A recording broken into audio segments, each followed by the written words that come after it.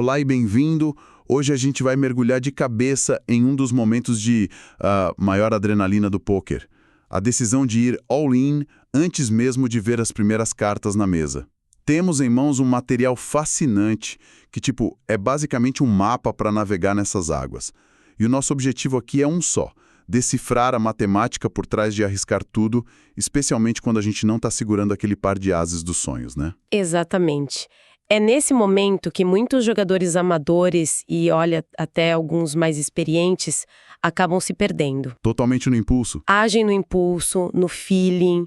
O que a gente vai explorar hoje é como transformar essa aposta no escuro numa decisão calculada, sabe? E lucrativa a longo prazo. Certo. É sobre entender a hora de pagar, a hora de correr e, o mais importante, o porquê de cada decisão. Ok. Vamos começar com um choque de realidade que os números dão pra gente. A gente sempre sonha em olhar para as cartas e ver um par de ases, ou de reis, certo? O sonho de todo jogador. Mas a chance disso acontecer é minúscula. Apenas 0,90%. É menos de uma vez a cada 100 mãos que a gente recebe. E esse é o ponto de partida de tudo, né? Se a gente sentar na mesa e decidir que só vai jogar com essas mãos monstruosas, os blinds vão devorar a gente vivo. Sim. O jogo te força a entrar em ação com mãos que são boas, mas, longe de serem invencíveis. E é aí que a gente precisa entender os confrontos mais comuns que acabam em all-in. Nossa, e aqui que a coisa começa a ficar bem interessante, porque os confrontos não são nada óbvios. O material detalha alguns cenários clássicos, tipo um par maior contra um menor, ases contra reis. Ah, esse é um massacre. É um massacre, 82% de favoritismo para os ases. Mas e a situação mais comum, que todo mundo chama de corrida? As e rei contra um par de damas. O famoso coin flip, o cara ou coroa.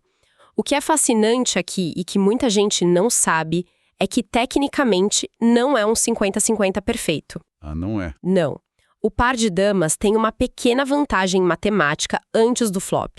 Algo como 56% de chance de ganhar. Uau! A razão é simples, né?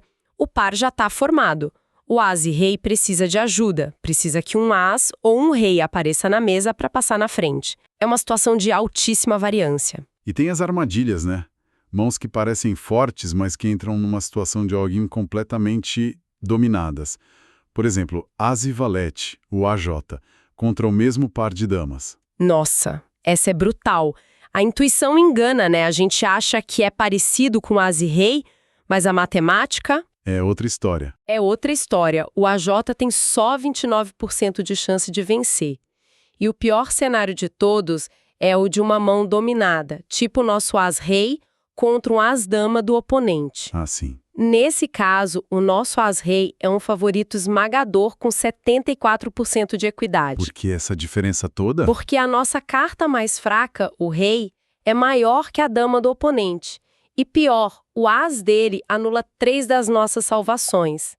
Entender essas porcentagens básicas é tipo calibrar nosso cérebro.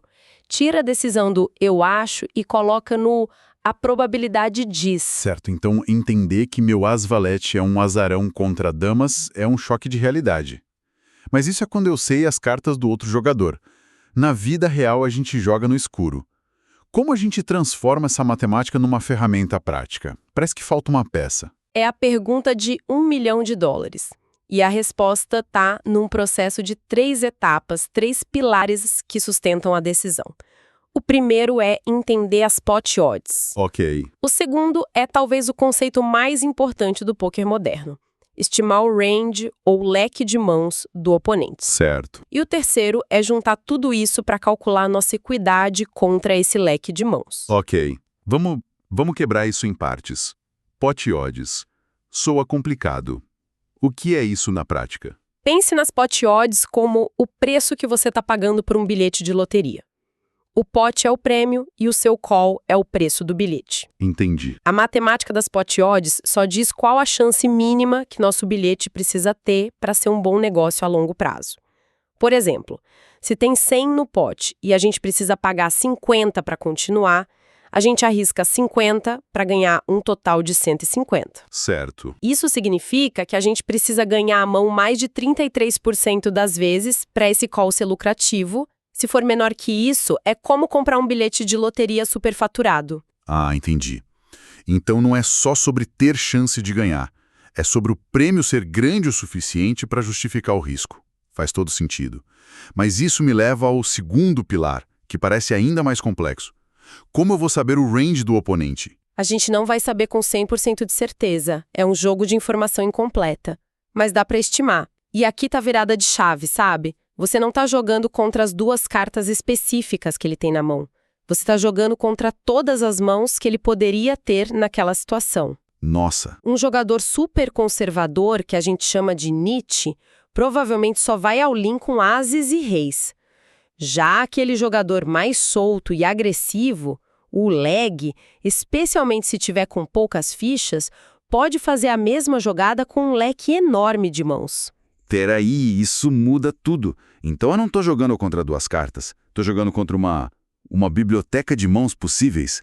Como que se faz isso no meio da pressão? É um exercício de observação e lógica. E isso nos conecta direto ao terceiro pilar, que amarra tudo. Calcular a nossa equidade contra essa biblioteca. É aqui que a força da nossa mão se torna totalmente relativa. E o material que a gente analisou tem uma tabela que é um verdadeiro soco no estômago da intuição. Peraí, como assim? Me dá um exemplo. Ok, pegue um grupo de mãos muito fortes.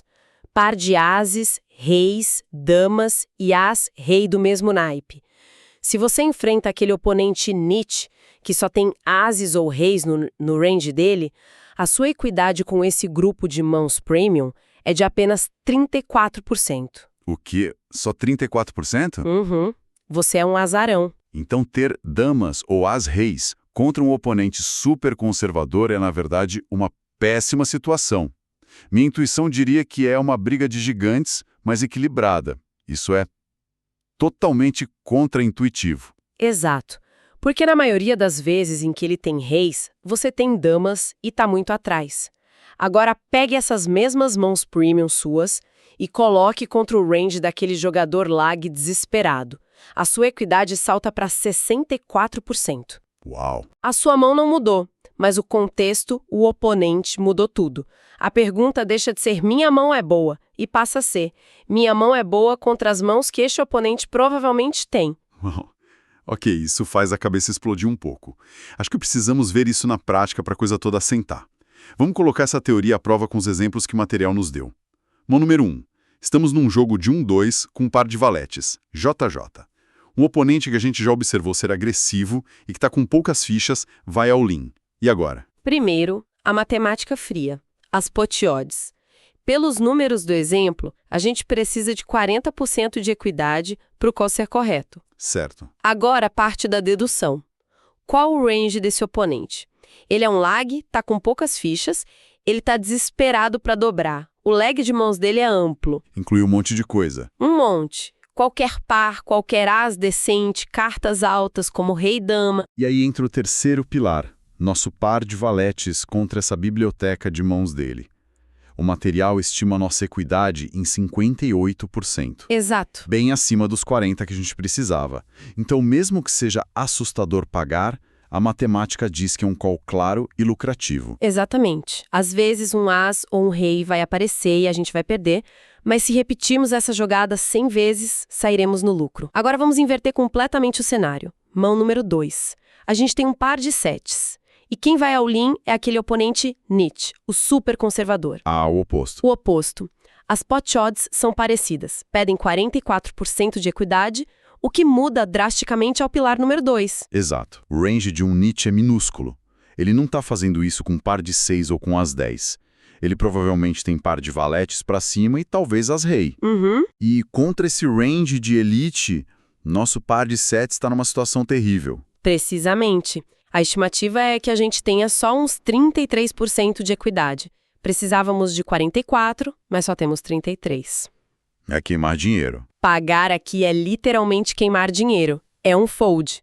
E é aqui que se separa o amador do profissional. Ter a disciplina para largar uma mão que parece ok contra um oponente certo. E isso me leva a um ponto crucial.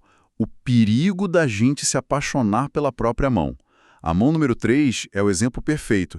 A gente recebe ás e dama do mesmo naipe. Mão linda. Linda. Um jogador que a gente sabe que é sólido aposta. A gente realmente e ele responde com all-in por cima de tudo. A análise é a mesma. As pot odds pedem cerca de 42% de equidade. Agora, o range. Um jogador sólido, quando dá um 4-bet all-in, o que ele tem? Coisa boa. Ele não tá fazendo isso com lixo, né? O range dele é quase sempre o topo do topo. Par de damas, ou melhor, e ás e rei. E o nosso belo as-dama não joga nada bem contra isso. Na melhor das hipóteses, a gente tá num coin flip, contra ás e rei. Na pior, esmagados por reis ou ases. Isso.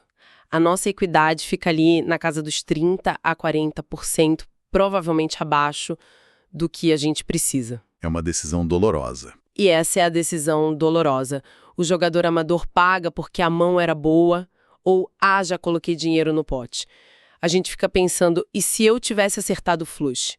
Mas o que estamos vendo aqui é que a dor de largar é muito menor que a dor de perder tudo numa jogada que já era ruim desde o começo. Certo, então já vimos que a nossa mão, o pote e o oponente formam esse triângulo. Mas o material ainda adiciona uma camada de complexidade. O que acontece quando a festa fica mais cheia e mais de um jogador entra na mão? E a gente entra no conceito da equidade decrescente. Seus ases são uma fortaleza contra um único oponente. Mas contra 2, 3 ou mais, essa fortaleza começa a ter rachaduras. Como assim? O material ilustra isso com números muito claros. Um par de ases contra um oponente com um range super tight tem 77% de equidade, um favoritismo enorme. Ok, até aí tudo bem. Agora, adicione um segundo oponente com um range amplo na mesma mão, a equidade dos seus ases que pareciam invencíveis cai para 68%. Já caiu bastante. Adicione um terceiro oponente e ela despenca ainda mais. Mas espere, meus ases continuam sendo a melhor mão inicial possível. Por que minha chance de ganhar diminui tanto? Porque cada jogador a mais na mão representa um novo conjunto de duas cartas que podem acertar o bordo de uma maneira improvável. Sozinha contra um oponente, a chance dele acertar uma trinca ou 2 pares é relativamente baixa. Com 3 oponentes, a chance de que um deles acerte algo milagroso aumenta significativamente. Entendi. Sua mão não ficou mais fraca, mas a força coletiva das mãos dos seus oponentes aumentou. É como se mais bilhetes de loteria estivessem concorrendo contra o seu. Então, amarrando tudo isso, o que fica claro é que tomar essas decisões de all-in pré-flop é uma habilidade que vai muito, mas muito além de só olhar para as próprias cartas, né? É um cálculo constante que envolve o pote, o perfil de quem está jogando contra a gente e a matemática fria de como nossa mão se comporta contra um leque de possibilidades. Perfeito. Dominar isso não é sobre ganhar todas as vezes, mas sobre tomar a decisão com a expectativa matemática mais positiva, de novo e de novo. E toda a nossa análise aqui se concentrou na matemática de pagar um all-in, que é uma situação reativa, né? A gente está respondendo à agressão de outra pessoa. Certo. Isso levanta uma questão importante para se refletir. Como toda essa equação muda quando somos nós a decidir se vamos empurrar o all-in primeiro. Os fatores são semelhantes, mas a iniciativa introduz uma nova e poderosa variável. A equidade de fold, a chance de ganhar o pote sem nem mesmo precisar mostrar as cartas.